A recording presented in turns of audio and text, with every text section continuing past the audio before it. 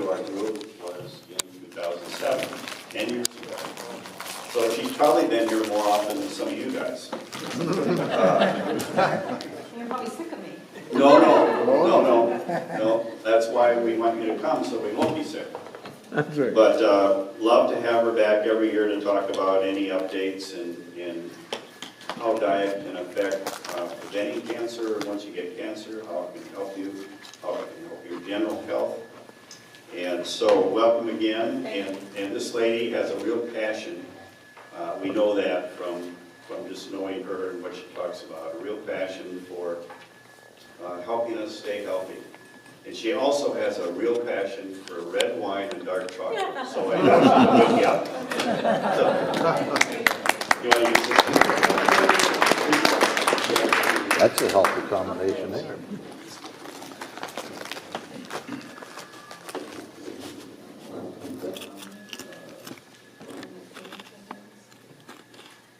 I'll let you figure that out. Pardon? I'll let you figure that Yeah, out. thank you. Well, thanks for having me tonight. I'm happy to be here. I hope I'm not too rusty. I have a new job and I've had it for almost a year, and this is only the second time in a year I've done any public speaking. So I used to do it like every week, and I haven't done it for quite some time. So I'm happy to be here. Jack, when he made contact with me about coming tonight, he asked me to talk about how do you make your immune system stronger with diet. And so I'm going to talk a little bit with a little bit different focus than I have in the past. And all of you should have the handout. And I sent this to Jack electronically, so if you want a copy of it electronically, he can give it to you and you can share it with anyone you like. So I would say that even 10 years ago, we knew very little really about diet and the immune system. And we're learning more about that all the time. So tonight I want to share with you what we're learning and why it's so a different focus than we used to have in the past. So if you want to eat to enhance your immune system, it's important to understand what the immune system is. So the immune system is your white blood cells. So in our bone marrow, we make red blood cells that carry oxygen and carbon dioxide. We make platelets that help our blood to clot, and we make white blood cells, many different kinds of white blood cells. And their job is to attack invaders and to go after any virus or bacterial infection and to destroy that infection or that invasion. And we make white blood cells in different parts of the body. So we make them in our bone marrow, and they're released into our blood circulation. And those are called B cells. So you have different kinds of white blood cells, and those are called B cells. And there's all different kinds of B cells. And they're called B cells because they come from the bone marrow. The second place that we make white blood cells is in the thymus gland. And those are called T cells because they come from the thymus gland. And T cells are your natural killer cells. And these are very important cells for fighting disease. So in both those places in the body, we manufacture white blood cells.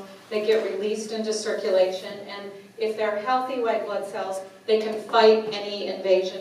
They can fight cancers. They can fight infections. They can fight any kind of assault on the body. Do they have a life? They do. All of our cells have a different lifespan. So they do their work. And then if everything is in balance in the body, we produce the same amount of white blood cells every day that die every day. So we stay in a kind of a constant state of balance. Now you'll have natural fluctuation, but it's very minor fluctuation. So we have a range of normal white blood cell count, and that's where we want you to be. And if you're not producing enough white blood cells, we say you're immune compromised. And that's something that happens from many chemotherapy agents, and it's something that can happen from infections or disease, or just as we age, our bone marrow kind of wears out sometimes and we don't produce as many white blood cells. By the way, leukemia is a disease where we produce too many white blood cells. So it's the opposite of having not enough white blood cells. And you don't want that either because white blood cells will clog up all your organs. And if that count gets high enough, you can lose your life to that. So we give chemotherapy to destroy those white blood cells if you have leukemia. So the third area where we make immune cells that we didn't really know a lot about 10 years ago is in your gut, in your GI tract, predominantly in your colon, your large bowel. And it turns out that we manufacture more immune cells in our gut than anywhere else. And we didn't know that 20 years ago, and we know it now. And this has huge implications in the United States because it turns out that the number of immune cells that you produce in your gut is dependent on the quality of your diet. So if you're not eating a healthy plant-based diet, you don't produce all those healthy immune cells out of your GI tract. And there's emerging evidence that this is linked. Your gut health is linked to your disease risk, many different kinds of disease. So we know that the immune system is mobilizing to fight infection. We know now that diet is a critical piece of being able to do that. So what do you need to do to enhance the gut bacteria that you're producing that help produce those immune cells? You need to eat 2 different kinds of foods, and you may have heard a lot about some of those foods. So on page 2, if you want to naturally enhance your immune system, and you want to do that the way that people have done that throughout human history, and many times they didn't know they were doing that, but they developed a way of eating that contributed to a healthy immune system.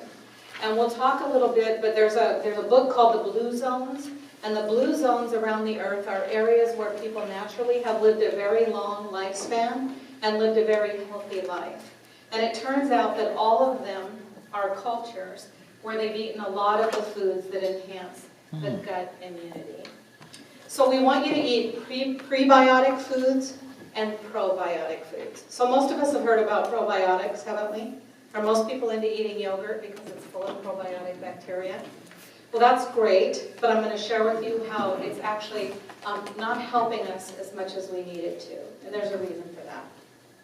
So we need you to eat prebiotic food and probiotic food. And what is the difference?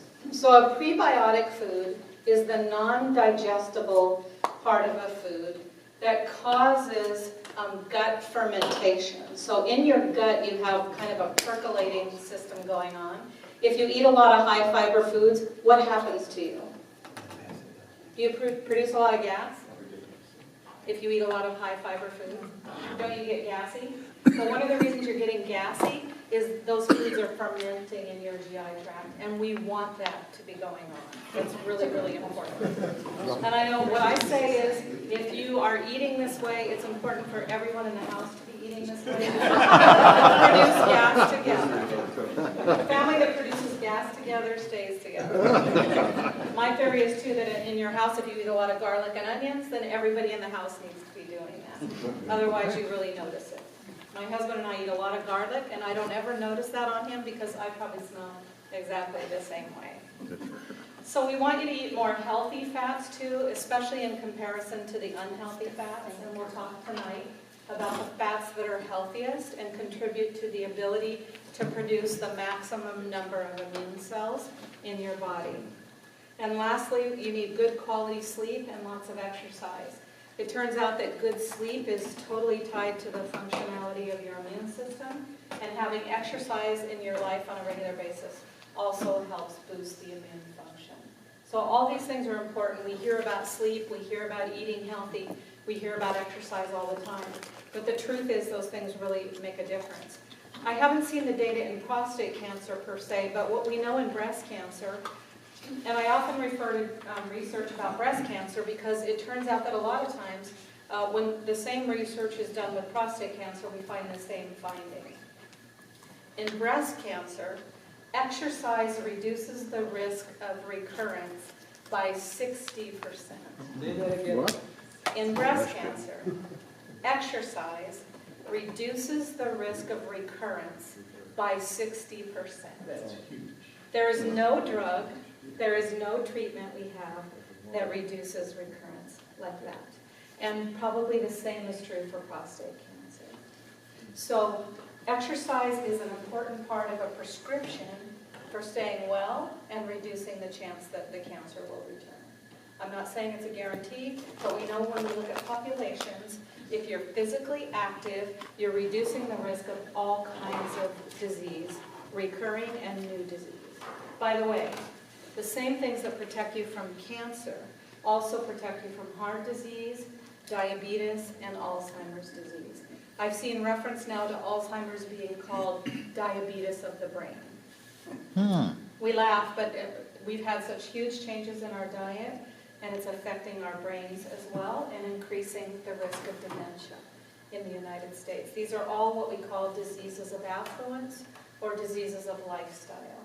Now, we know some people are genetically predisposed to some disease, but we also know that the way you live every day, the choices you make about how you live your life, can increase the risk or decrease the risk, even if you inherited a genetic predisposition to a certain disease.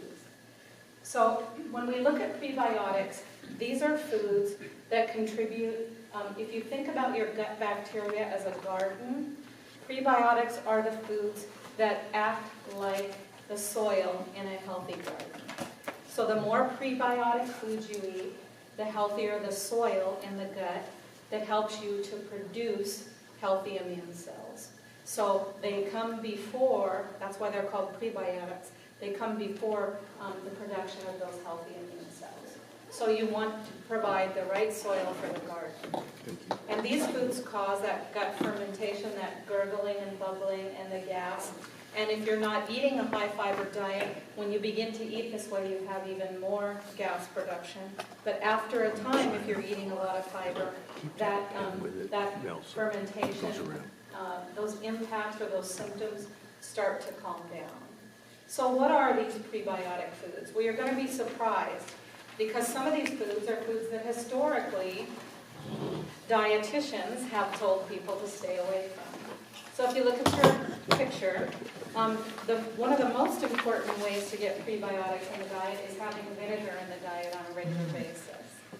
And raw vinegar is even better because it leads to more fermentation in the gut. Yeah. What effect does that have like on acid reflux? From what I know about acid reflux, we generally don't consider vinegar to be a risky food. Even though it's very acidic? Yeah, we don't really consider it to be. So one way that I like to get a lot of vinegar in my diet, I love vinegar, and I use all kinds of vinegar in cooking, but I make homemade vinaigrette salad dressing. And I make it several times a week. My husband is French, and his mother, he grew up eating vinaigrette dressing, and I make that at home. And I do it very simply, and you can go online and look up any vinaigrette dressing recipe. There's hundreds of them.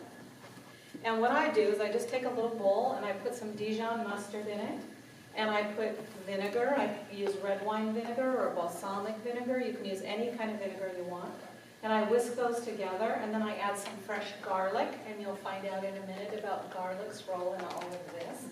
And then maybe a little salt and pepper, and then olive oil. So I do about 1 part vinegar to 2 parts olive oil.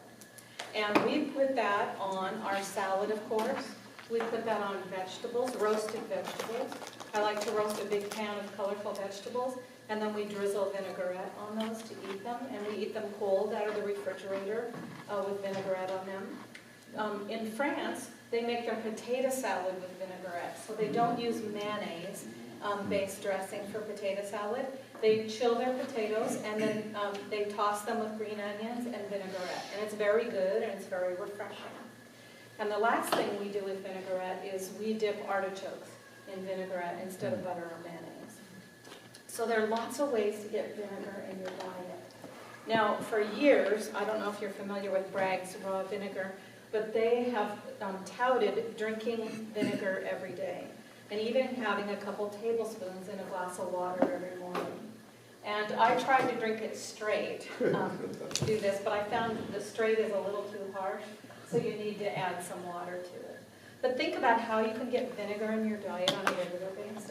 It's it's a very good choice for prebiotic activity. Is cheap wine close enough to vinegar? Cheap wine, yeah, I don't know.